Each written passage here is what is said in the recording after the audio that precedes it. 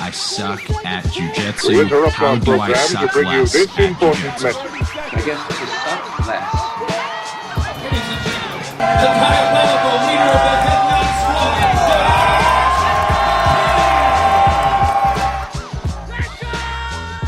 knot Have you had it? What's the craziest request you've had somebody make on here? Like, have you had anybody that's been like, oh yeah, I'm gonna go ahead and need, coffee and red M&Ms and Like the room. What do they call that? The room has Rider? to be the room has to be 73.4 degrees. Yeah. Nobody expects very much when they're coming here, Ross. Nope. Probably me. Yeah, Bryce. Yeah. Bryce is definitely the most picky guest, and I have him every time. You know, Dang. but High that's, bar. That's why we have Gatorade, and Prime and a mini fridge. Oh yeah. Yeah, and the pour over. I was good with the pour over, but it was just like on the floor. Yeah. I was just in the bathroom, like Pouring in it the with middle. your feet. Scooping Bathtub coffee. it out of the toilet. Yeah. Are we rolling? Okay. Yeah. Cool. Sweet. I guess that's how we start. All right. So We started with pouring coffee with your feet. Bathtub coffee. Yeah. I think it's a geez. good standard to start with. So now let's get your names. Ross, Sam, how are you guys doing today? Good. Doing good. Thank you guys for coming. I know Bryce has been yanking your chain coming on the podcast for like about 3 years now. That's okay. Felt like we were getting pranked.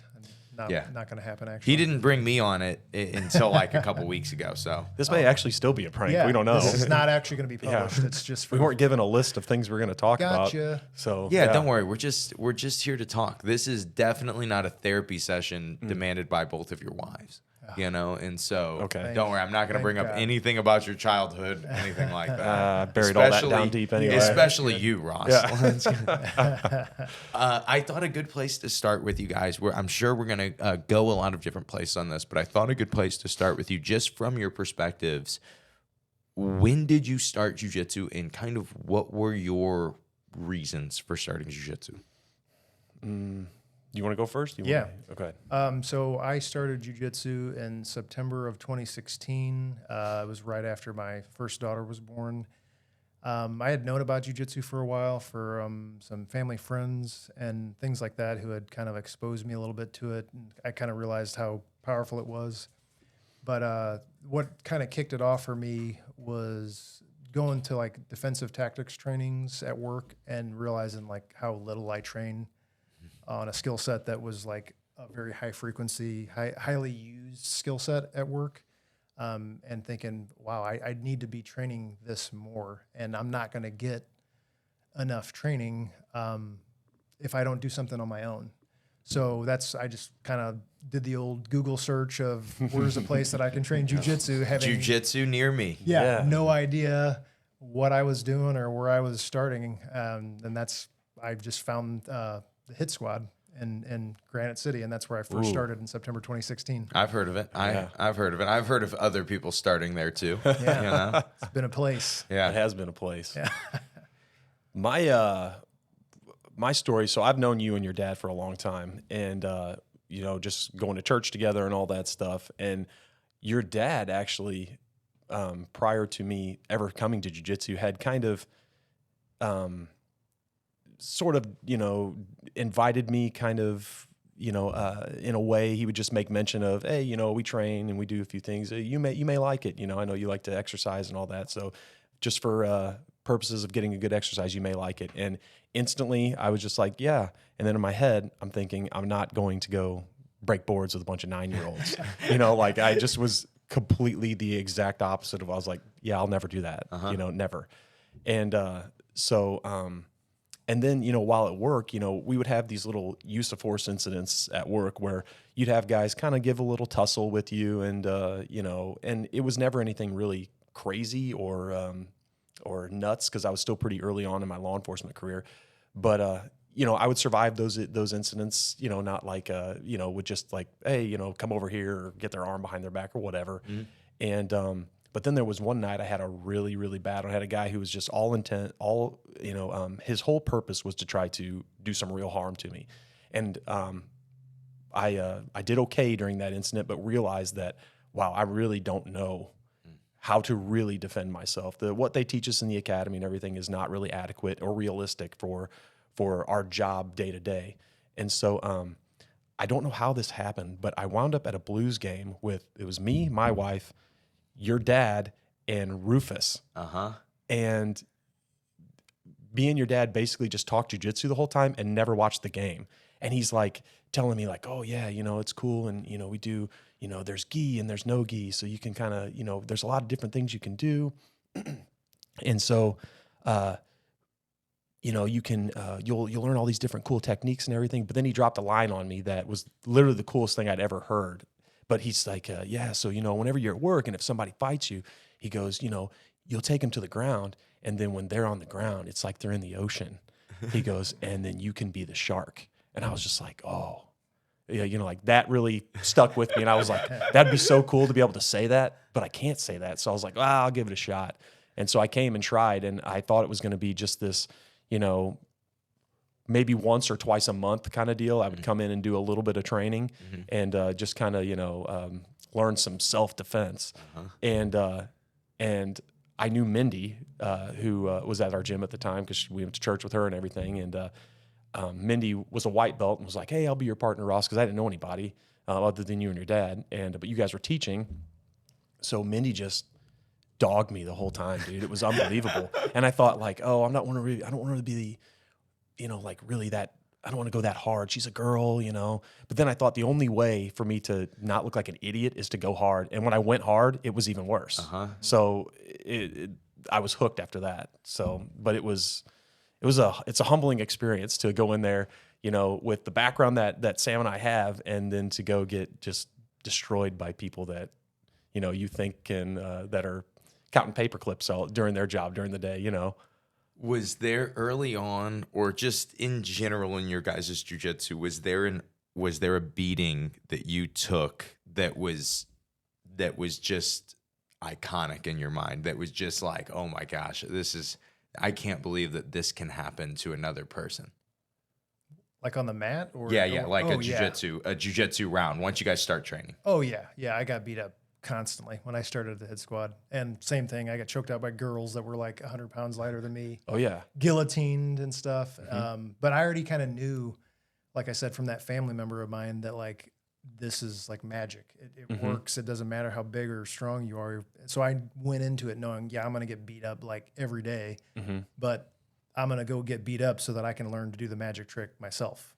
Yeah, I mean, beat other people up. Absolutely. For me, it was like a sequence of beatings. It was like obviously starting off with Mindy, and just getting annihilated, and then I'd be rolling with dudes like Kitchler.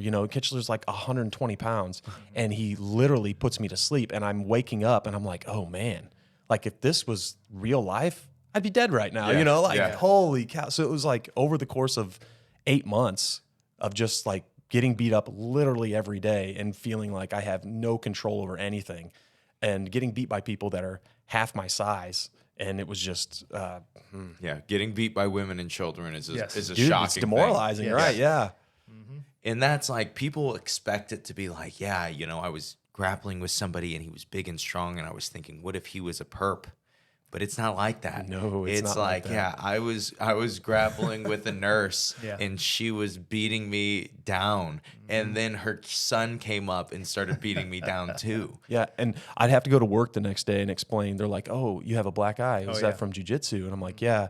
And they're like, "Oh, and you're trying to explain to them, or they're asking rather, like, "Oh, well, who were you rolling against?" I was like, "Oh, it's this guy who's an accountant." Yeah. And, That's what you say. It doesn't matter. Yeah. It doesn't And he does taxes and also, beats me up at class. But so. listen, he's really flexible. So Right, you don't right, even right, understand. Like, he can put his legs behind his head. So you just you wouldn't understand how hard it is to pass his guard. You know? Right. And then you you get the looks from people like, I don't know what that means. Yeah. And this doesn't make sense. Yeah. But, okay, I think every jiu-jitsu guy has that feeling of times that they're like finally going to start to open up about jiu-jitsu and they start talking about it and they're like, oh no, nobody cares. Nobody gets what I'm talking about. They think this is weird. Yeah. We think they're weird because they don't train. And then the language we use, obviously they're all thinking we're weird. So, it's fine. I've been training for probably close to 8 years now, and I still get comments at work like, "Hey, you still training that karate stuff?" Oh, yeah. Like, you didn't know. Yep. Yeah. At my job, honestly, if you have a problem with somebody, especially jiu-jitsu wise, you just get to grapple them to the death.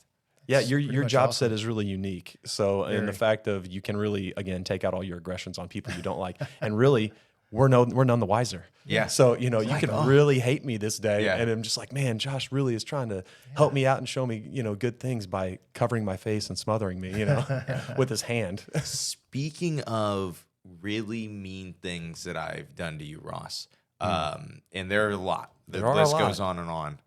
But I just I was thinking about what would be a highlight, and I just and this is something I've even talked about on the podcast before, but when the phrase "shave Ross's head" plays in your mind, what do you hear? What do you think about? What's the first flashback? Because there's a lot of layers to shave Ross's head. There is, and this is going to sound weird probably to people that don't know the story, but all I hear whenever I hear that is hundreds of screaming kids.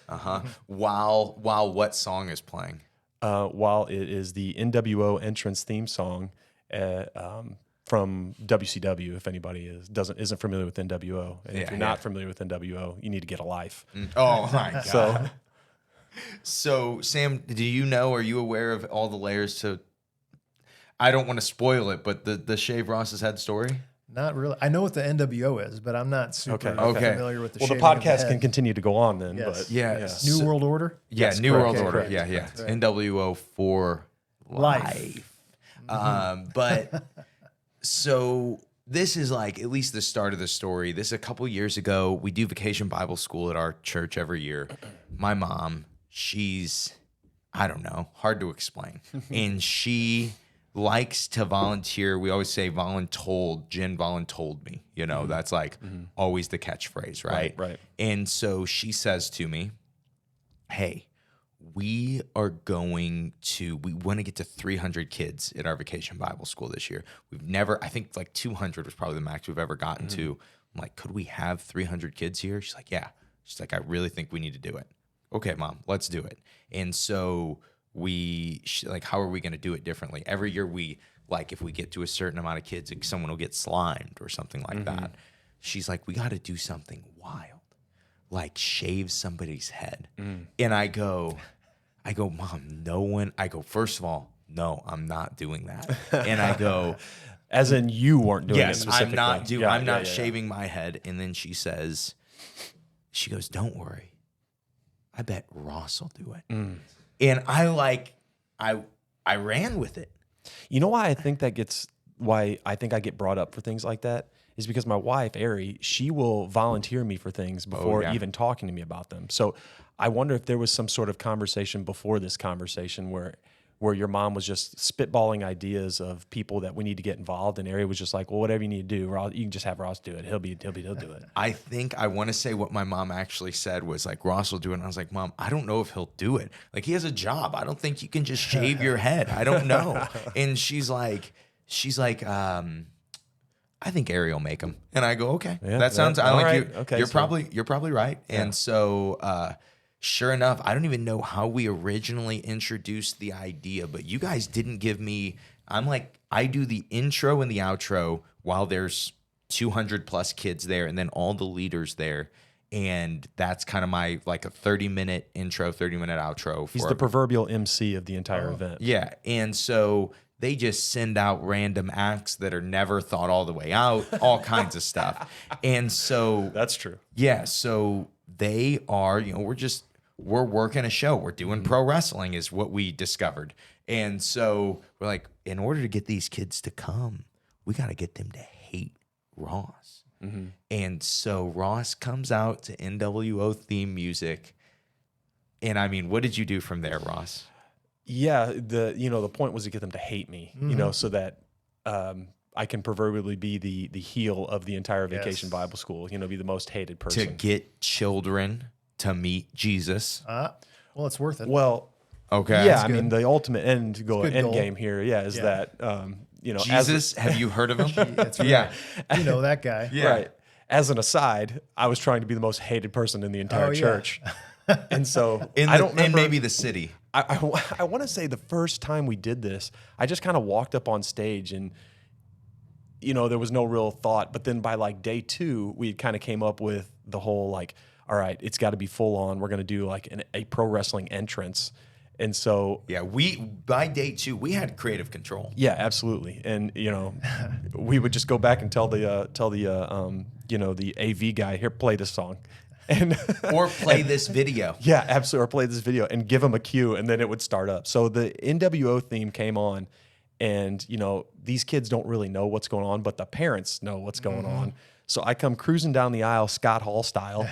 And I always kept like a piece of paper in my pocket so I could wad it up and just beam it off like one of the kids' heads walking up there. Because, Scott did the toothpick thing. Yeah. Right. Razor Ramon. Right. And so, and then I'd always start off with the whole, hey, yo, and then I just call the kids out, for watching Teletubbies or whatever. You said Coco when Melon. you said Coco Melon, Yeah. the crowd roared. Did you call They anyone were- Chico? No, No, I didn't. But I That should would've been have. good. Yeah. But Yeah. yeah, so then they all started hating me, and this was the first year that we did it, and the persona continued Because so. we didn't get to shave his head. We didn't get to 300. And my mom is an interesting person. And she ain't going to play the, hey, you guys were only 20 kids away and you worked really hard. Nah. I gotta cut it. That's not how this game works. It's all or nothing. That all or is nothing. not how this game works, my friend. Disqualified. And so she's like, no, they can try it next year. Somebody can get slimed. I don't care. It's not my problem. And so Ross is like, oh, okay, I guess we're doing it again next year. Well, so in between year 1 and year 2 of doing this, like I'm taking my kid to school and dropping him off, you know what I mean? Like, and doing the pickup line and all these other things. And so like I'll take him and drop him off, and I'll pick him up. And after school is really the kind of the crowded time where, all the kids are coming out and they're releasing them to their parents. And so I'm standing there waiting for my kid, and here comes all these, kids coming out. Well, my son at the time, his teacher was one of the last people to release. So all these kids get released, and then most of them pass me up as they're walking to the crosswalk. And so I'm standing there, and all of a sudden I just hear all these angry roars from kids that are saying, "Hey, we're gonna shave your head." People I don't know. And so these parents see their kids saying this to me, and the parents some of the parents never came, or never, they would just drop their kids off and then pick them up when it's time to come. So they have no context for this, and these kids are pointing at me scowling and saying they're going to shave my head and stuff. And so the looks from the parents of the children who were saying it were funny, but then the looks of other people around that were just like, why do these kids keep saying this day in and day out to him? Yeah, why are they so angry? Yeah, I know. Yeah, it was crazy. And Ross is playing the good guy at school. He's out of character. He's not Razor Ross. He's a good dude. Well, and I don't know what to say. Yeah. Because I'm not trying to be that character. I'm trying to just pick my kid up and leave. Yeah, And so get I'm out just of like, hi. Okay. Yeah, Oh, dude. okay, I don't know who you are. It's like, how Yeah. does Hulk Hogan stop being Hulk Hogan, bro? It's impossible. Yeah. Macho Man. Exactly. You just dude. stay in character the whole Right. time. You have do. to. if you want to do it right. And it's anyways. like, and so that's why when we get to Vacation Bible School the next year, there was no doubt. The conversation was, this ends this year. We can't aim for another WrestleMania. It's too much anxiety for me to deal with. And we've been pulling, Personal we've life been can't drawing it handle out. it. Right. If there is going to be a peak, it is this year on Thursday night, so we really pushed the envelope of things you should be saying at your church, yeah, to get kids angry, All in good fun. all in good fun, for Jesus. That's right. Get kids there, get kids to Jesus, and sure enough, by that last night, we've got 300 people. Well, there was a bit of some buffoonery that went wrong Buffoonery? that you can, if that's a word. I think it is. The goal I was would three say gamesmanship, but continue. gamesmanship. Yeah, I would say showmanship even, but continue. Showmanship. Wow, Because that's I'll tell you this, I've never yes. Strategery. I've never had a crowd in the palm of my hand like that. So we never actually hit 300 kids in one night. Oh. But he did some odd math where he was combining. I don't even remember exactly how it happened. I just remember being like, what? And I was on board. But I remember still even being on board with the whole, all right, yeah, okay, they're going to shave my head this year. I got it. But the way they equated up to the 300, it did not make sense to me. Okay, And I didn't have a calculator. I can tell you this is exactly what happened. So again, I have creative control. Okay. I get told some numbers. I'm crunching the numbers and I'm like, okay, so these are the numbers that we got. I have an envelope that says, you know, whatever final tally or whatever that I'm going to open up. But I also have 2 more envelopes. Nobody knows. Nobody knows. And so I tear the first one, and this is how many kids were there that night. And it was a ton. It was 240 or something like that. It was just like really high that night. And the real rule was how many kids will come through the whole week. But we did it, the third strike, we did pull some tomfoolery. So listen. So then the next group of kids, I'm like, okay, well, there were also, this is how many kids have been that different individual kids that have come to VBS through this week, which is okay. And we're at like 287. And Not then, 300 is the key number. Not 300. But then the criteria was kids. What would, as people who know the law, what would you define as a kid, as a child? Under 18. Under 18. That's a good point. Wow.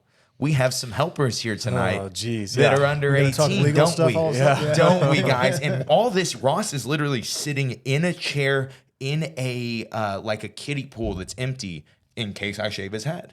And when I break out the third one, the crowd's going nuts. There are 240 kids, but there are all the parents come the last night, and like we are just about to release the parents to go play it, all the inflatable stuff with the kids that we have. And so like everybody's ready. It's 400 people plus in this room. And they are like, what are these people doing? This is insane. And I pull out that we're at whatever 318. I flip the switch of the clippers, you know? My wife's a cosmetologist. She told me what I was doing. You know what you're doing. And so, Right. and I knew like I had to hit dead center in his head. I couldn't go like a side or something. I like had to just make it the first strike count. And I swear to you, I have never heard a crowd roar like that in my life. It was the loudest. It was the loudest roar because It was. who would do such a thing? How bizarre. And yeah, that's what. Well, the other aspect of this is my hair was a lot longer then than it is now. And so I had more hair to cut off. But the other thing is he came in at about 300 miles an hour with that razor. Diving. And so, yeah, it was a little bit more of a, like when he says he went down the middle, like it was like a left hook down the middle of right in between my eyes with the clippers. Any skin come off with the hair? Or just I hair? don't remember. I wasn't bleeding. And he but, was yeah. fine, That's bro. So You ever see me hit Junior with a pie? Were you there for that? Your wife was the co-host of that. was that a Mission 111 deal? It was Mission Yes. last Okay. year. Yeah, okay, Just this year. It was the one we just did. I hit Junior with a pie in like broke his nose with it. I crushed it. I must with not it. have seen this then. Oh my gosh, we did the dad joke thing again. Yes. Okay. So it was okay, the I do second know what you're time we talking did about. dad Yes. jokes, and then it was like person who laughs the most gets pied. And it was obviously Junior. And so Me and Junior need to start a support group then, probably what needs to happen. honestly, and Non-Jiu-Jitsu injuries held by And Josh. I'm Josh sure McKinney. you can hear it on the audio. Kyle Watson says, "Don't break his nose." And I said, "Oh, yeah. And see, here's the thing. We're on stage. I don't want to get whipped cream everywhere. Right, and so right. what I'm thinking is I need to come at a good enough angle and a speed that I'm not just going to drop it on the floor. I've seen that happen way too many pie videos, right? And I don't want that to happen to me. I'm a showman. And so what I do is I just follow through, and I swear to you that I hit him in the forehead. And he's like, his nose wasn't broken. I just think a lot of whipped cream got on his nose. And he started having like a sneeze attack. He was dying, whatever. Well, Junior, whenever you listen to this, instant message me on or DM me on Instagram. We'll start a support group, and we'll have meetings once a month probably. Yeah, the Josh has hurt me support group sounds more like you guys are gonna. It's like you're gonna try to kill me. Dude, I bet we could get half the gym to join up. Actually, I think Bryce might be the number one. Yeah, Bryce might be in. Yeah. He's in for treasurer. All right. Yeah. All right. Yeah. We'll get you a spot at the head table there, Bryce. Right. The cabinet. Yeah. So For you guys, as you both have trained, how long have you both trained now? So you said 8 years. About 8 years for me. Yeah, I'm at 7. And so at this amount of time, obviously you're getting to, and I mean, at this amount of time at Head Nod HQ, obviously you're getting to being good at jiu-jitsu. You're getting to this point where you know how to learn jiu-jitsu, you know how to get better on your own, you know how to apply it to your own kind of things. And you like what do you kind of see as you've done that, if you just applied your jiu-jitsu to your jobs and to situations that you've been in, and as you've really gotten good at it, have you noticed in any amount of, I guess, altercations that don't really happen as much anymore, and just amount of control of situations that you have because of being not just showing up to a jiu-jitsu seminar, but like actually being active people that do jiu-jitsu? I'll start. Yeah, go ahead. Yeah, so definitely like the beginning part of that would be like at work with the jiu-jitsu stuff. Like I notice people can like read other people, and if you're dealing with someone in a situation, they're reading you just like you're trying to read them. And like the more you get into jiu-jitsu and like get better at it, you obviously get like a confidence built up of, hey, if something goes bad, I can definitely handle myself in almost any situation, no matter who's standing in front of me. So the person on the other end of that picks up on your confidence first, and like you can notice people kind of interacting with you a little differently versus if you don't know like any unarmed skills, and you're kind of in your head going, oh man, I hope this doesn't end up in a fight. And even though you don't say that out loud, the other person can sense that in the way that your body language is, or maybe the way your voice sounds, or if you're getting excited and getting overly amped up. That would be my first layer of like noticing less confrontations, because people know like, oh, this dude doesn't look like he's remotely fazed or scared by me being here and being loud or obnoxious or making verbal threats or whatever you want to call it. So that kind of shuts people down that are not serious about maybe attacking you or just kind of trying to run their mouth about something, but not actually trying to put their hands on you. And the second layer of that would be the people who are serious about trying to get into an altercation with you, whether or not you kind of take the bait, I guess I could say. The people that I've been involved in altercations with on the street after getting, a few years of jiu-jitsu experience, most of the time, obviously, it's people that don't train at all. You can tell right away when you put your hands on them that they don't know anything about grappling. And once you do, start doing a few stuff to them, like taking them to the ground or getting on top of them, controlling them, once they kind of feel like that you know what you're doing by the way you're moving and where you're putting your hands and making grips, they usually give up. That's what my experience has Almost been. that it's not a fight. Right. It's not a fight at all. I almost use the example because I've talked to people before about this. It's like the first time as a white belt you come into a gym and you do a round with the black belt coach. It's like you can feel right away that you have absolutely no way of controlling this person, and you just are like, I'm giving up. I'm just surviving because I can't move this person. I can't knock him over. I can't get him off me. I'm completely helpless as the person not knowing any jiu-jitsu. So that's kind of what happens, when you're even a lower level, maybe, couple years experience jiu-jitsu person. I've noticed like people they don't know what to do. So they usually give up because they figure I'm not going to be able to get this person off me. I'm just going to give up. And then there's really no like escalation to the fight. Did you notice a specific point that you started to kind of gain that, what you explained, the confidence and the actual physical ability to, just de-escalate things when you needed to? Definitely.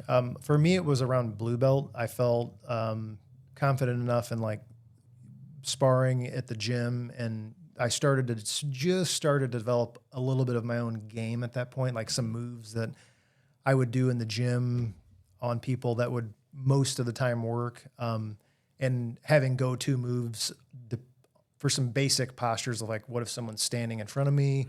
What if someone's on the ground, and I need to get on top of them and control them? had a few basic, go-to moves, and they would work on people on the street, at work. Was it a well-roundedness thing? Was it like I've been in every position thing and I know what to do? Or was it just an amount of reps grappling thing? Like I've grappled enough times that I know if you can. I think it was like a well-roundedness thing. Like I've been beat up, like we talked about in the beginning, a bunch as a white belt and learning how to get out of bad positions. And then getting to blue belt or past that and getting to the point where I can knock people down at will if they're, same or less skilled than me, and then I can get on top of them and keep them from getting up. That type of like just an overall familiarity with different positions. Yeah, I mean, I agree pretty much with everything you said. It's more of it was kind of a well-rounded time, of skill development. For me, yeah, similar, probably blue belt-ish time period. But as far as techniques and things like that, similar. It was, just developing a couple techniques that you had a lot of confidence in, and things that it was almost like a reaction. Like I remember specifically the incident, the first time I used some jiu-jitsu on a guy that was, resisting me, all I did was an arm drag, and that ended the fight.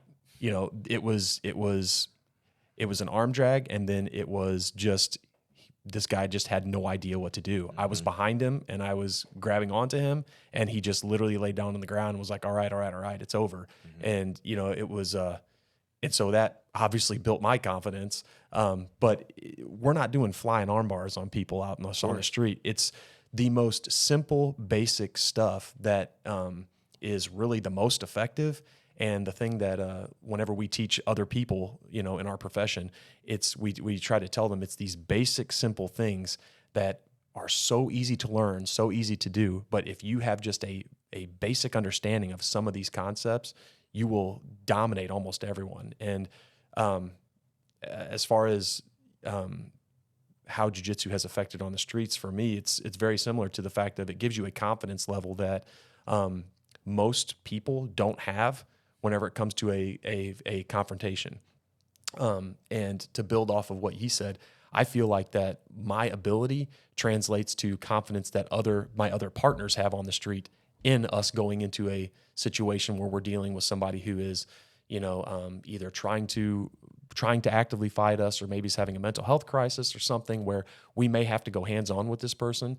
I feel like it gives other guys that I work with confidence to know that I know what I'm doing, and I can help them if we get into some sort of confrontation, so that, we can humanely prevail against really any opponent. And that's our ultimate goal, I think, in law enforcement, is we never want to have any escalation of force at all, ever. But if inevitably it'll happen, you know what I mean? That's the nature of our job. Our job's inherently dangerous. So when it does happen, our goal always is to humanely prevail against an opponent. And that's what I feel like the superpower in our job that jiu-jitsu gives us. I'm not some competitor. I don't compete really. I mainly come here for camaraderie. It's really fun, a great exercise, and a sport that I absolutely love. But it keeps me safe when I'm doing my job. And again, it helps me to be more effective and make sure that I remain injury-free at work, and that others around me remain injury-free as best as possible. So that's, for me, again, it's just a confidence builder for other people, that are around me. And then it helps us to be less reliant on some of these fancy tools that people talk about. And so that's another big positive for me that I found, is that typically if I can get my hands on you, you're not getting away, and you're going to, for the most part, be uninjured after it's all over with. You may have, a bruise or a scrape on your knee or something like that. But I mean, that pales into comparison to what some of the outcomes could be. Anybody can Google and look up just about anything you want on YouTube and see how horrible some police encounters can happen, with people that are untrained or unskilled. And I don't want to, I think in general, none of us in our profession want to be that. But sometimes it happens, and it can happen fast. And especially if you're untrained, it's just, you feel that you have no other options sometimes. And for us, this just gives us a myriad of other options and just another tool for our tool belt. Jiu-jitsu will never replace a firearm or a taser or pepper spray or something, but none of those things will ever replace the knowledge of jiu-jitsu as well. So that's for me why this is so important for me personally to do, but for, I think, and Sam would probably agree, is to get the message out for other people in our profession as to like, listen, there is a better way to do our job, and this is it. And that was exactly where I wanted to go next. Was I wanted to ask you guys, and whoever can go first, or you guys answer together, whatever, because I know you guys work together on this stuff. But tell me about the point, and I don't know, maybe it was day one, but tell me about the point where you started to go recognize me just doing this is not enough. Other police officers need to do this too. I mean, it was instant. It was, again, I'll go back to my first day training with Mindy. That was the instant that I knew that, like, oh no, like I really have no clue what's going on here. And she's not doing anything fancy or anything, because she was a white belt too. Yeah. And it's just, I just could not move. And then I'll roll with you or your dad, and I have no idea what's happening. But all I know is that I can't move, I can't breathe, and I can't get out. And so it was a pretty much instant for me that, oh geez, like I need to know this, but so does everybody else, because if I could do what you could do and my knowledge was what you had, then man, what would law enforcement even look like? Yeah. Then like I can't even imagine what it would be if more people trained. I guarantee it wouldn't look anything like what it looks like now. Yeah, same thing. Immediately, like you could see how useful it is, and my thing was more like, why isn't everybody doing this, and why haven't I been doing this like the whole time that I've been in law enforcement? Then where did you go from there? So for me, it was just more. Again, I thought this was going to be just like a once or twice a month deal to add to some cardio workout or whatever to my already like lifting and workout schedule. But then it was because you used to have these things where you could pay like to come once a week, or you'd pay to come like 3 times or whatever. So I was like, I'll just do the once a week deal, and that's what it was for the longest time, just a once a week thing. And I quickly realized that wasn't enough, so I started coming more, and then it got to the point where I started seeing some translation into the street. Like I would get an encounter with somebody and I would instantly go to something that I had learned here. Like, again, very simple, just an arm drag, and see how effective that would be. So then for me, I started trying to get guys to come, and that didn't work. Yeah. Yep. Same experience here. My experience in the beginning was like almost identical to yours. I started exactly the same, like, oh, I'm just going to go try things out. I'll do 1 day a week, but I'm not going to do too much because I'm not a jiu-jitsu guy. I'm just going here to learn self-defense stuff, right? Right. And after like not into that sports stuff. Yeah, I'm not into that. This is just for work. Like it's yeah. like me going taking medicine or vitamins.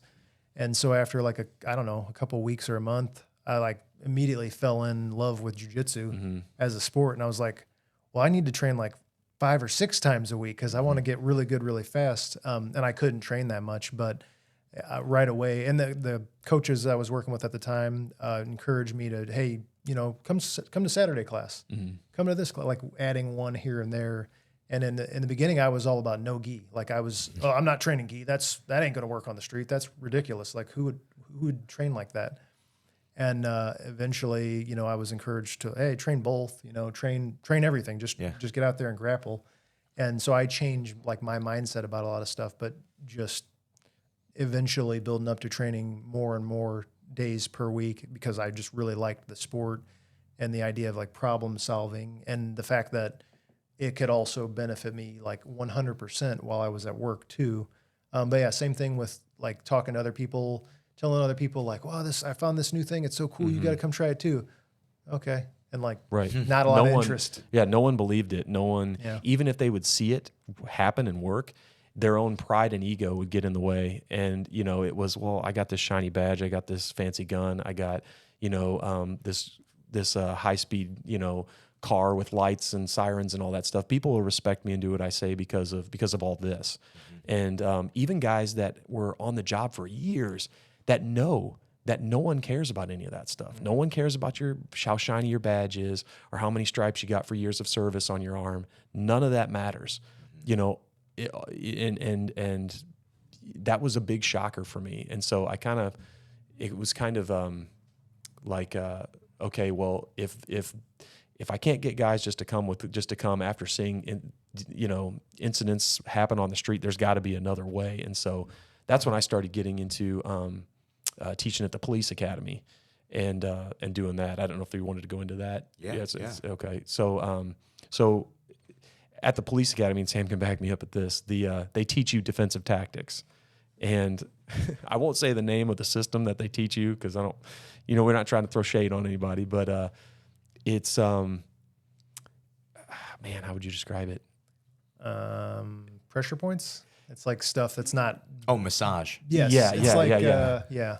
It's not based upon controlling people's bodies. It's more like inflicting pain on them, so they'll decide to comply with what you're asking. So them to it's do. like a disconnected standing wrist lock, and the guy's going to be Yes. like, okay, Yeah. I'm in like pain. an escort position, exactly what you just yeah. described. Like you're standing on the side of someone, walking them, like a bouncer would escort somebody out of a bar with their wrists like all goosenecked. But it's like they can just turn. They can do all kinds of stuff. It's very good for completely compliant people. Yeah. That don't want to fight you or anything. I'm sure it's great. And they also teach you basically how to stand toe to toe and punch with somebody. Or wow. and one of the things they even show, they legit show a karate chop to the side of the and so to like the brachial stun or something. I don't even know. Yeah. But And some of those things are legit. Like you feel like a shock and like almost like a weird disruption of your nerve when you hit somebody really hard there, but it's not. If someone's really wanting to hurt you, that's not going to stop them at all. When muscles tense, pressure points don't really work. Yes. Right. Your massage therapist is like, hey, relax. Yeah. Relax. If you tense your muscles, I can't. Or when I you're can't on do drugs. anything. Yeah, or whenever you Yeah. have somebody that's intoxicated or on some sort of narcotic, none of that works. Yeah. So You get somebody like like Bryce from Granite City over here, dude. yeah. You put him in an arm bar, he's gonna eat it. That's right. He will, absolutely. I've watched him. I have hours of footage stored in my mind while Bryce is just getting ankle locked and just like, nah, I'm not gonna tap to this. Right. I'll just eat this, bro. I'm not It's worried cool. about it. And so yeah, that's why Bryce is awesome. that's what I'm saying. And you're telling me if I go pinch his neck that he's gonna be like, oh, okay. Yeah, and that's what they expect us to believe. And so everybody kind of leaves there knowing that, okay, this doesn't really work, but we gotta go through the motions because you got to pass the class in order to graduate, and then you can go do your job and do whatever you want to do from there. And so it's shocking to see that that's the level of what they would expect you. Like, okay, if you pass this, you're good. Here you go. Here's cars. Go confront, go confront dangerous individuals and be safe. And so it's for me, it was about like, okay, well, maybe there's a way we can get jiu-jitsu into the police academy. So I had got this certification through the Gracies, through GST, Gracie Survival Tactics. And there were a couple other guys that work for other agencies in our area that did the same thing. And one of them had an in at the police academy already. And so he kind of talked and got permission for us to, instead of, we're not going to teach jiu-jitsu straight up. No, we can't do that. But what we'll do is we'll give you some time, because every day the cadets have to work out. So they have like an exercise time. And it's usually always first thing in the morning. So what they did was they said, here, we'll give you a couple hours during their exercise time to do jiu-jitsu, and that'll be like their workout of the day. And so they still had to take this other class, but now they just had a little incorporated jiu-jitsu just as kind of exercise. So we started doing that, and there were 3 of us that were teaching, and we were teaching simple stuff. Trap and roll. Heel hook. Yeah, heel hook, right, flying armbar, flying triangle, honey all hole. that stuff. Yep, Right, honey hole. absolutely. Yeah. We're going to start every day in honey hole so you guys really Inverted can back defend this. takes. The most Yeah. realistic. So, we started simple stuff, trap and roll, the mount, controlling people from the mount, and what the mount is, you know what I mean? And just breathing. And one of the sayings of one of the guys who's one of the big instructors there, he'd always say, take a deep breath and exhale the stupid, And so like we would teach them to literally take a deep breath and exhale the stupid out of their mind so they can think whenever chaos is erupting around them. And we had great reviews. And so that just over the years has kind of built to now we have kind of our own class, our own standalone class now, and we have a whole curriculum that we teach, and kind of like a basic plan for giving them like a synopsis of what it actually means for a police officer to get into a fight, what that looks like, and then kind of a roadmap of how to kind of go through a physical encounter with somebody. So, Who designed the curriculum? so it's the GST curriculum as far as the techniques, but for kind of the roadmap of like we start off with a PowerPoint presentation. So me and the guys who do that develop the PowerPoint presentation, and it starts off with examining what a combative subject looks like. We always say, all right, you guys are here to basically learn some grappling and some ground fighting. Who here has experience with that? And you'll get somebody that raises their hand. Yeah, I wrestled in high school, and you'll get other people that say, hey, I trained MMA one time, and whatever. So we get a myriad of responses. And then, we basically say, like, what is a resisting subject or a person that fights the police? What does that look like? And the first thing I tell them is I say, what you're prepared to handle right now is essentially this. And I play the video from Napoleon Dynamite where Rex Kwon Do is telling Kip, like, grab my arm, Yep. Other arm, my other arm. And then he just kind of like slaps him and falls down. I'm going to break the wrist and walk away. Right, Break the wrist, right. walk away. So that's like, I basically started off with, that is what you're actually prepared to handle with what you've learned so far.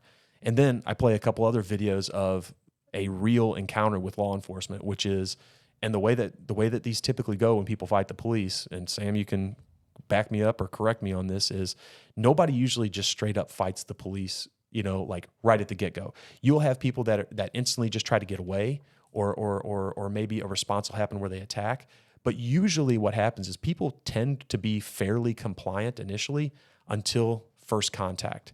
So until they realize that their freedom is about to go away because you're going to take them to jail or whatever, that first contact or that first handcuff that goes on is usually when the fight starts. And then it's a mad scramble of, kind of the little do-si-do dance of this guy turning around and you trying to focus on the handcuff and them doing this, and then you always end up falling on the ground. That's like, it's anecdotal, but if you can YouTube all these videos and watch people fighting the police. That's always what happens. I mean, correct me if I'm wrong. No, that's been what you see on videos, plus also anecdotally, my experience over 17 years of being in law enforcement, my own personal experience, plus watching other people's videos at work where I work and being on calls with people. It's like the same, it's like Groundhog Day. It's like the same thing over and over again, and with very few exceptions to that same recipe. Sure. So just on that note, though, walk me through just specifically, like, I know you said first contact, first handcuff, but like, where could it be if there was a point that you said, if we just could address this point this way, what would that kind of look like, if that makes sense? So that is addressed, and I addressed that a little further down. And in law enforcement, there's like, have you ever seen how police officers detect if somebody's drunk? They'll do like the eye test, follow my finger, walk the line, stand on one leg. During those tests, what we're doing is we're trying to divide your attention to see if you can do two things at once. And typically somebody that's intoxicated will not be able to do those things, and it's a dead giveaway. And so we do these tests on people to determine if they are intoxicated or fit to drive a vehicle, but we are doing the same thing to ourselves in a fight. And what I always tell people is first contact or first handcuff is when the resisting starts. We should not fight people to cuff them. We should fight people to control them. Once they're controlled, that's when they're handcuffed. We don't cuff people until they're ready to be handcuffed. Handcuffs are not some magical device that no one gets out of and no one escapes that fully restrain people. They're temporary restraints that people escape out of, break, and free themselves from all the time.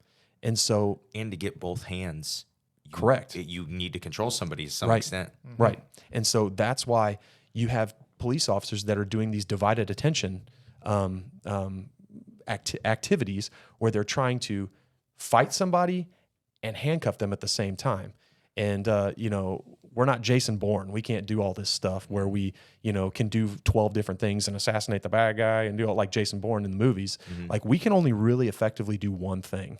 And the one thing I want to do is I want to control this person so that then I can get them in handcuffs when they're ready to be handcuffed. So I think if we could correct one thing, one thought process is, okay, this person is under arrest or they are fighting me. Handcuffs are the last thing I'm thinking about. All I'm thinking about is I'm going to control this person, and then we will get them into some sort of temporary restraint, whether it's, like I said, handcuffs or, in your car, whatever that looks like at that point. So for you guys, like, I guess we can just kind of continue with, when you got to start to implement this, right? And when you get to start to, put this course together and then actually use it, what have you seen and how has that kind of looked? So at the end of every class that you have in the academy, you fill out an evaluation. You fill out basically a thing that says, the students will fill it out and say, it'll have boxes that say, was your instructor knowledgeable and did they know what they were talking about? And it's no, they weren't, or yes, they were. And then there's a bunch of things. Was the content valuable to you or all that? And then, so there's a bunch of different questions there. And then there's a spot at the bottom where you can, kind of write in some sort of comment. And we were told that after, and we don't get to, we get basically told what our responses were. And so we were told that we had one of the highest responses in any class that in the academy as far as application to the job and realistic training.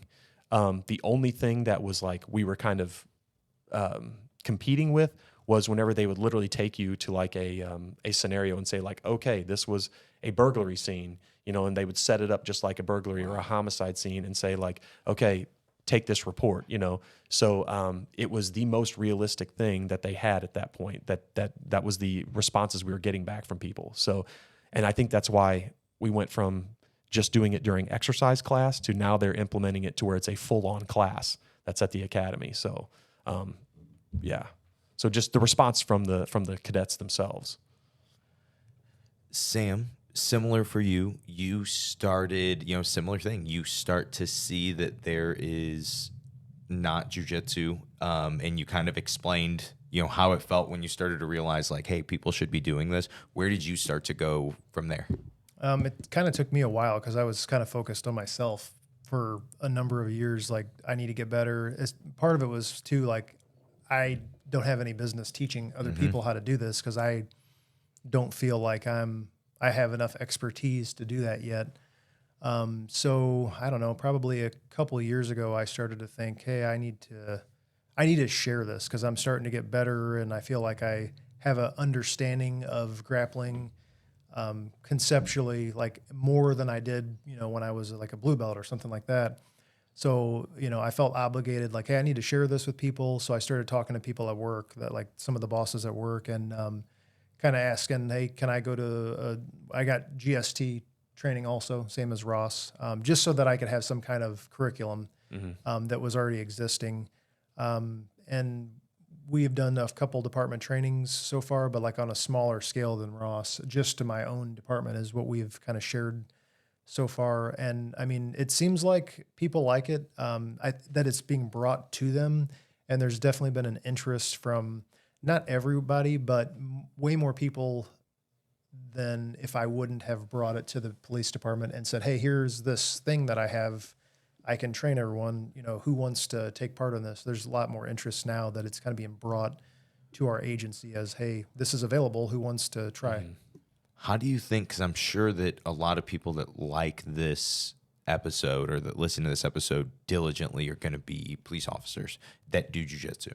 If somebody was in a similar situation where, one, maybe they don't feel like they were qualified enough to teach, or two, they just see that there is no jiu-jitsu in their space, and they recognize how important it would be to bring jiu-jitsu there. And would you have any advice, either of you guys, on how you could approach that?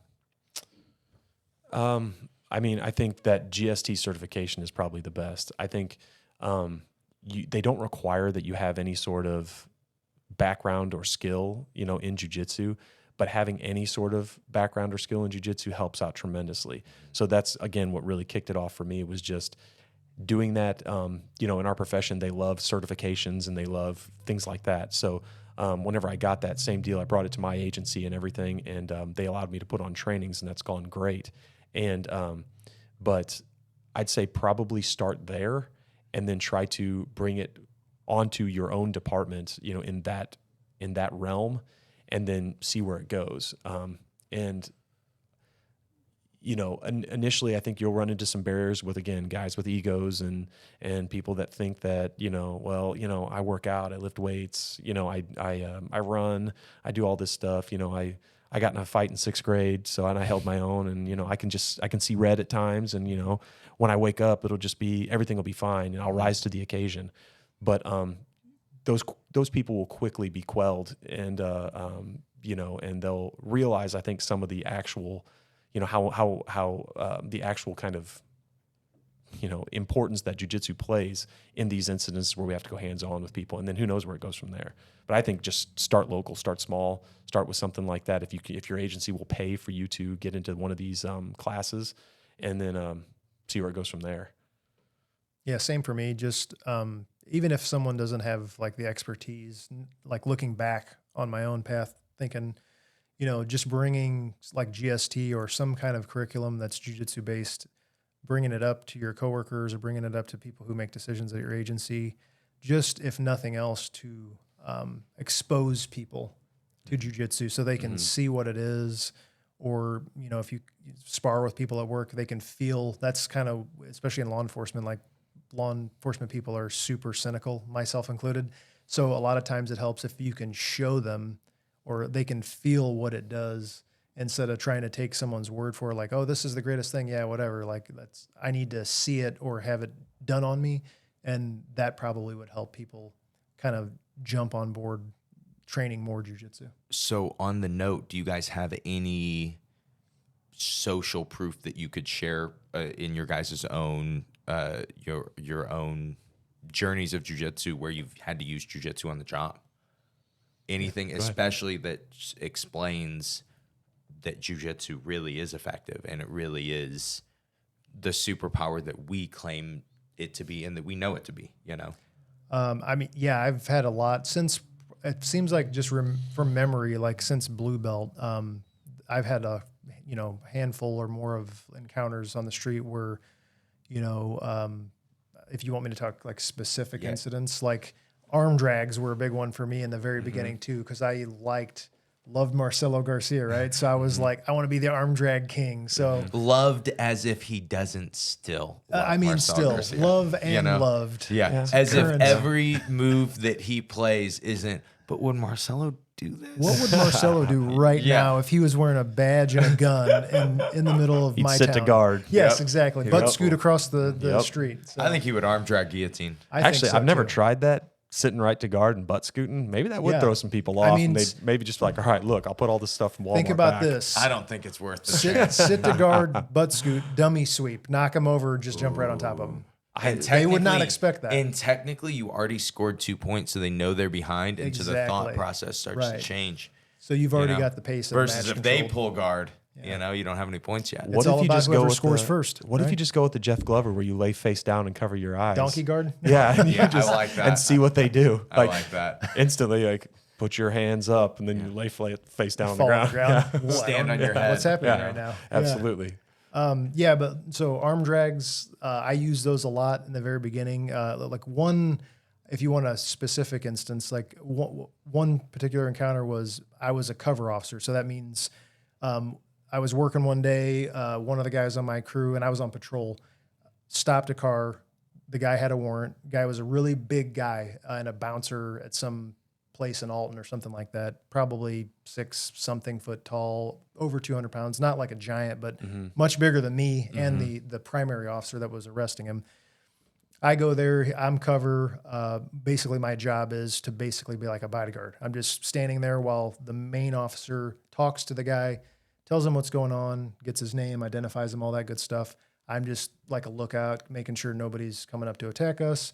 So he gets to the point where he tells the guy, hey, you have a warrant. I have to take you to jail. He goes to handcuff the guy. The guy's standing in the door of his vehicle's door is open, and he's standing up outside the car. So he got him to get out, like verbally, like kind of, what do you call it? Schmoozed him out of the car kind of thing. And it was just like you say, first touch. It was like, hey, you're going to jail.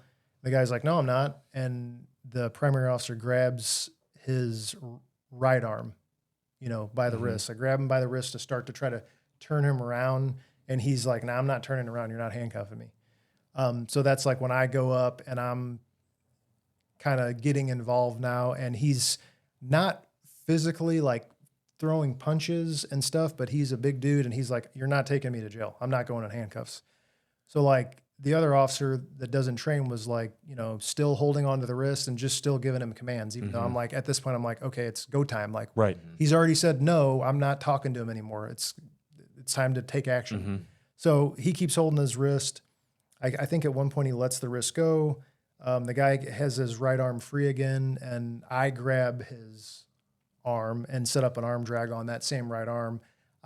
He's way bigger than me. So like I do a really hard arm drag with like all my body weight. Where you get carried. Yeah. He doesn't fall down, right? But he basically like tries to turn and face me, but I'm way behind his tricep and shoulder. And so I basically end up like 3/4 behind him. And then like I put a seatbelt on him because I'm way behind him. I know at this point, like, okay, I'm in a good position and he can't touch me because I'm all the way on his back already. So I put a seatbelt on and he tries to turn to face me. And as he's rotating around to face me, I just keep spinning in that direction and he falls down on the ground. So it was like an instant takedown, but it was like, I don't know how to describe it. He just fell down because he didn't know what was happening. Right. And the whole time you could tell, like I've watched the video before, he starts yelling and screaming at me, but he's yelling and screaming because you can tell he doesn't know what to do. So he just starts screaming and getting mad at me because I'm throwing him on the ground. And the biggest hindrance in that specific situation was the primary officer that was dealing with him at first wasn't really aware of what I was doing or what was happening. So he was actually holding the other arm of the guy. And he was trying to keep the guy up because he thought the guy was pulling away from him. It was actually me hanging on this guy's back, falling on the ground with him. So he's like falling on the ground with us. So anyways, we both fall to the ground. I end up on top of him. He like Great falls. place to be. Yes, Oh, absolutely. Exactly. And, I'm not trying to shoot in and lower my head. I'm just trying to do something really simple and low risk so that like if it fails, I'm still on my feet and I can still get away if I need to, or I can still engage depending on what he does. So we fall down, he falls on his side.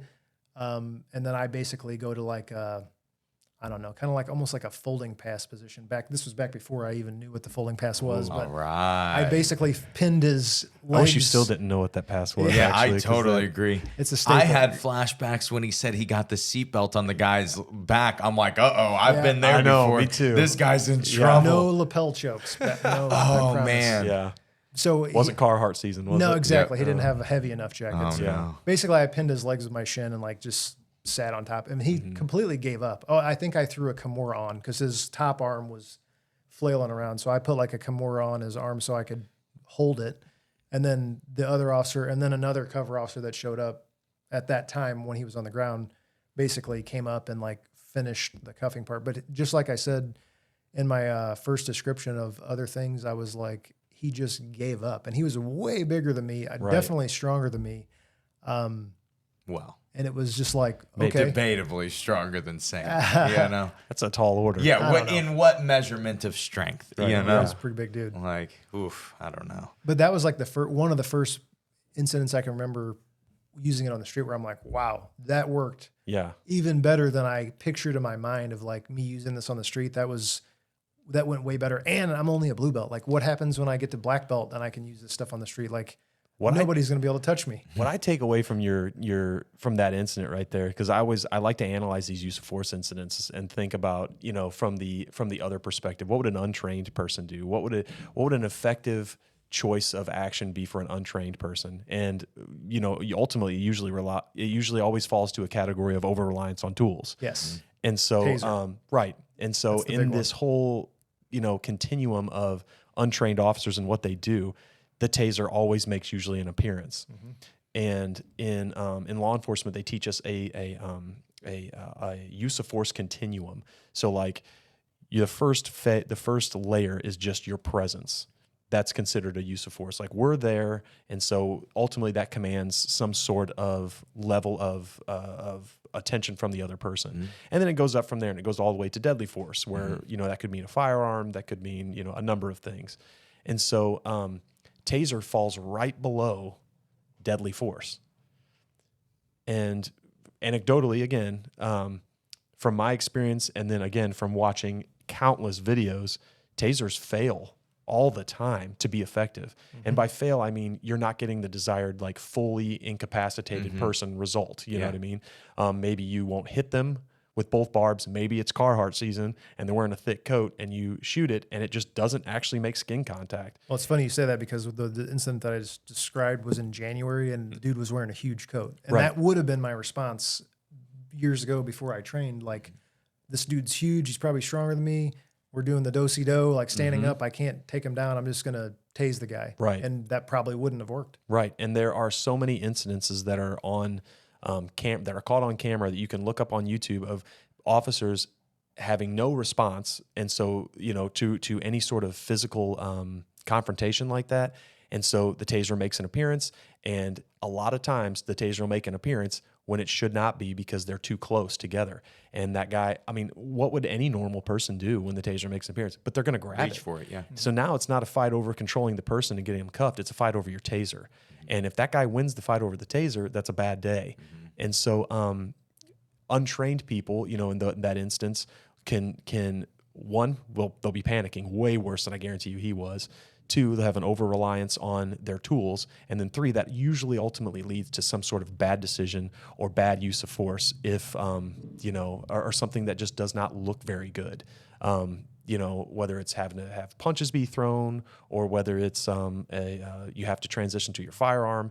It's just something that, is there a better way to do this? And that's where the missing piece, in my opinion, is jiu-jitsu. So, but yeah, I had a use of force incident where we had a guy in a really bad neighborhood, and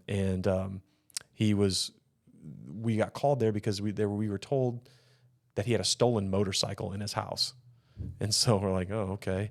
So That's where I usually hide my motorcycle. Right, absolutely, right in your living room, Yep. right? So it was actually in his back bedroom. So yeah, that's where I would have put it too. Right. That makes a lot more sense. So me and my partner, we go make contact with him at the front door, and the guy's he's got warrants out of everywhere. So he's going to jail, because of all of his outstanding crimes that he has to answer for. And he asked for a cigarette, and my response was, yeah, absolutely, man. We'll get you a cigarette. Step on out here. And it was just a ruse to get him out of his house. You know what I mean? Like, I don't want to be in his territory. We're in his living room because he wouldn't come out. And so it was just a ruse to get him out of his house. Yeah, step on out. I got a cigarette for you. So I go to just kind of escort him out of the house, and the fight was on. And it was like, I've known this guy for years, and we and him have never had a bad encounter. But I think he ultimately knew what was going to happen that day, and he did not want to go back to jail. And so he pushed me up against the wall, which was very surprising. Again, Big guy. He's bigger. He was probably, so I'm like 5'10". He was probably 6'1", 6'2". I'm about 165, 170. He's probably about 210, 215 or whatever. So, I mean, again, not some monster, but bigger than me. And he pushed me against the wall and then grabbed my partner and dumped him on the ground. Again, we'd never had an incident with this guy. So I have no problem saying it was complacency on our part that led us to this what initially happened. And so same kind of deal. I pop back up and I get him around the waist and kind of just do this rear drag to the ground. And as soon as I drag him to the ground, I get on top into mount. And it was like, I mean, you've been under a white belt that's completely spazzing out, on the ground under mount. That was it. And this guy was doing everything under the sun. And the bad part is that he had, again, imagine what a house would look like where a guy's storing motorcycles on the inside. So there's tools everywhere. There's all kinds of hard objects that you could grab to hit. So, I see him starting to reach for a screwdriver. He gets a hold of it. And then I just my focus is is, you know, keeping my hooks in, keeping my hip pressure, and then just focusing on this arm. And that was it. And it was just a matter of controlling that arm and staying attached to him. And then he wore himself out. I mean, just completely wore himself out. And my partner obviously gets up and he comes over and he's addressing like the arm, but I'm addressing the main part of his body and all of his, you know, kind of attempts to get up. And again, I want to say 45 seconds to a minute. And it was just ultimate. We had hit ultimate exhaustion for him. Yeah. And then, you know, the rest was just him compliant. Then again, it falls to the category of, I think, we don't handcuff people till they're ready to be handcuffed. He was ready to be handcuffed at that point. You know, it was over for him. So, and he knew it, and we all knew it too. Unfortunately, you know, the complacency led us to getting pushed and my partner to getting injured. He actually had an injury after this, but we humanely prevailed, just like Sam did. You know, say nobody, you know, you guys didn't have to shoot that guy, thank God. Nothing else horribly happened because of your knowledge of jiu-jitsu. It allowed you to humanely prevail. Well, you just made a good point that I forget about sometimes is like you said he reached exhaustion. So like that's the big thing of training too is like when you're dealing with somebody that's fighting you, you can do things to them while you're not getting tired and they are. And if we get tired, if we feel like we can't keep fighting, that's when bad stuff happens. Oh, yeah. Right? That's dangerous for a police officer to feel like, oh, I'm still getting beat on and I can't even get up off the ground. I'm super tired. Now I got to resort to way more escalated use of force. Whereas if it's the opposite of you being trained, the bad guy is so tired he quits and you're like, oh, I'm good. I'm not tired at all. I can keep fighting if I have to.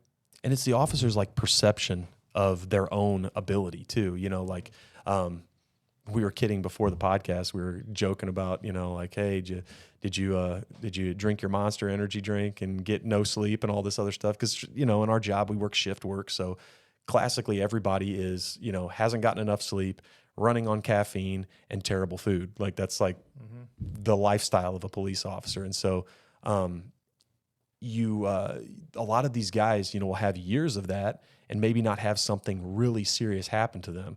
And whenever all of a sudden they've just eaten their big Cracker Barrel breakfast and then they encounter somebody, you know, in a really violent scenario, their perception of their ability is drastically off. You know, they've never tested their limits. They've never, you know, been in deep water with somebody that knows what they're doing. So their perception of what they're capable of, and really in all reality of their lack of capability gets them into a scenario to where they think I have no other option but to pull my gun. And that's what we want to avoid. So at all costs, and they may think it's the first choice because, oh no, I'm exhausted and I have nothing to give to this. I have to save myself and my own life, you know, so. And do you guys really believe that jiu-jitsu is the answer to that? Because we've really identified a lot of the problem, I would say. And so, and even, you know, with jiu-jitsu, we've identified the problems with trying to implement jiu-jitsu too, is like a lot of guys don't want to do it. I know a lot of jiu-jitsu schools that offer free jiu-jitsu to police officers and they don't come. And so just to like, you know, to kind of see that do you guys think that jiu-jitsu is the solution or a big part of the solution? 100%. Yeah, I think it is. Yeah, I think there's two things. To be a good police officer, you have to be the best communicator on planet Earth. And I think that's the number one thing that you use every single day that not a lot of people actually practice or think through is their ability to communicate. And then two is your ability to handle yourself and have confidence whenever things go bad. And, you know, in law enforcement, we train a lot of things. We qualify with our handgun. We train active shooter. We train all these with simunitions trainings. Basically, that's like a fake gun that shoots fake bullets, but it looks and feels real and it hurts when you get hit. We do all this training with tools that we never use. And I'm not saying that we shouldn't train with our firearms and all that stuff because it's very important. But the thing that we do the most, which is put our hands on people, put handcuffs on them, and take them, you know, to jail, we rarely train. And we do it more than anything else. Yeah. It's the most high frequency thing we do is arrest people and get in fights with people, you know, typically depending on where you work, it could be higher or lower, but it's a lot. Right. And so the best thing, again, the number one thing that we use, what diffuses the majority of every confrontation that we have is our ability to communicate, and then how we handle ourselves when we're in that confrontation. But for me, jiu-jitsu is the missing piece, because obviously it accomplishes, the second part, but it also reinforces my ability to communicate with people, because it gives me a whole nother level of confidence to be able to present myself in a way to where, like Sam said earlier, this person that I'm dealing with can obviously see a difference in me versus somebody else. You know what I mean? So jiu-jitsu is the missing link for numerous reasons, I think, and those being the two main ones. And so jiu-jitsu being the solution, what's the solution to the implementation of jiu-jitsu? I know we've talked about little things people could be doing, but just in general, what you guys see. I know this is something you both think about a lot, and I trust you guys a lot on the way you think. And so I think that's like one of the hardest things is figuring out how to implement it because, as like law enforcement agencies, everything's limited, right? Manpower, money, budgets, training time, all that kind of stuff is limited, and you're never going to get enough training from your agency if you truly want to be good at anything. Somebody a long time ago, when I was like 1 year on the job, told me, thankfully, because this probably helped me in the long run, they said, hey, if you ever want to get good at anything, because back then I was like figuring out how to get good at firearms, like how do I get better with, marksmanship and handling firearms, and I want to learn how to do that and learn how to teach other people. And they told me, yeah, if you want to get good at anything in law enforcement, if you really want to get good, you have to take your own money and your own time and train yourself. Like go find classes, go look up stuff, get online, read about things, and you'll get some training at law enforcement agencies too, but even the best law enforcement agencies just don't have the money and the time to train you as good as you need to be trained. So when I started grappling, I already knew that because I had already been involved with firearms and firearms instruction for like 10 years at that point. So I already had become good with firearms and had a good understanding of the concepts of how to use them and what their place is in law enforcement. And so that was my idea with grappling is like, hey, this needs to be taught, but I really want to get very good at this.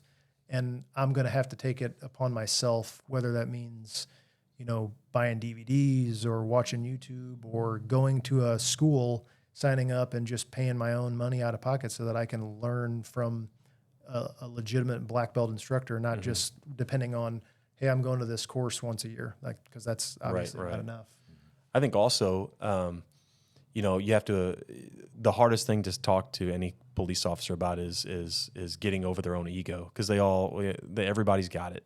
Even not just specific for law enforcement, but just that's what we see every day. So that's our go-to is getting over their ego. And I think a lot of times what you need to do is just, how a lot of times people's personalities can be infectious. If you have somebody that's really excited about something, even if it's something you don't necessarily care about, listening to them talk about it is something where it's like you can kind of get into it, And so if you're that person that is into jiu-jitsu and you're a police officer, getting involved and diving hard into it and realizing the how it would benefit everybody, and then just talking to everybody about it at any chance you can, and maybe going to GST and trying to implement it, because the more excited you get about it, the more infectious it will be for other people to want to get involved, because it's a cool hobby, and everybody likes taking their Facebook selfies of them with their sweating real hard at the gym, and then the picture of their gi and their belt on the ground. Like,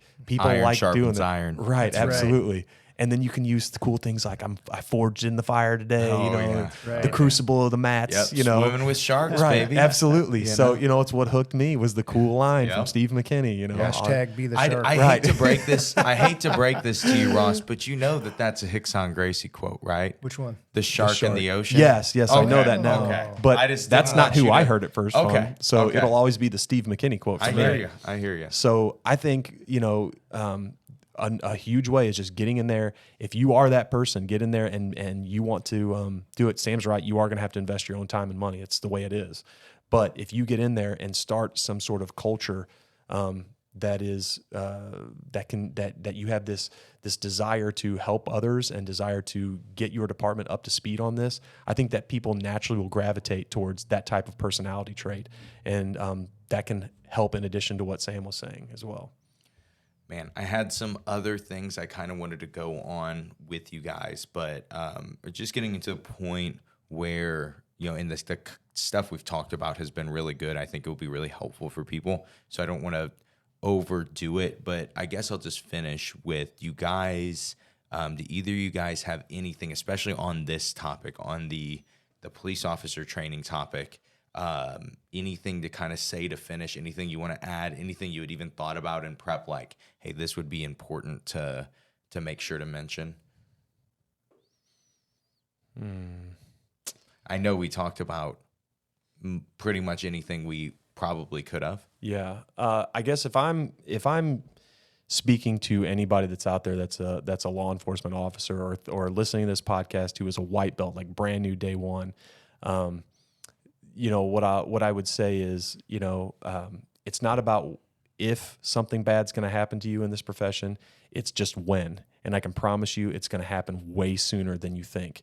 So you just always need to be prepared. In our last one of our academy classes recently, we had a cadet who graduated in April, and then in June she was in a fight for her life. And a literal fight for her life. She had it was a crazy call she was dispatched to. She encountered a subject who feigned compliance and then literally knocked her block off. I mean, just put her right on the ground, and she did everything she could do to try to save her own life. And she wound up being drugged in a vehicle, and it was awful, awful, awful. And it was literally 2 months, June, July. It was 3 months after she had graduated. And so I guess, what I would want to leave people with is if you're a new police officer and you're getting beat up, our egos do take a bruising in here. That's without a doubt. But you have to stick with it, because I promise in the long run, you're going to be glad you did. And you'll probably get more people on board that needed to train, probably maybe more so than you, that this may have saved their life and they don't even know it. So it's high stakes for what we do, and you can never be too prepared. And this is something, again, that is, in my opinion, one of the most critical things you can do as a police officer is to train jiu-jitsu, become confident and competent in what you do, and then get others on board. Yeah, I mean, I can just kind of use myself as a personal example.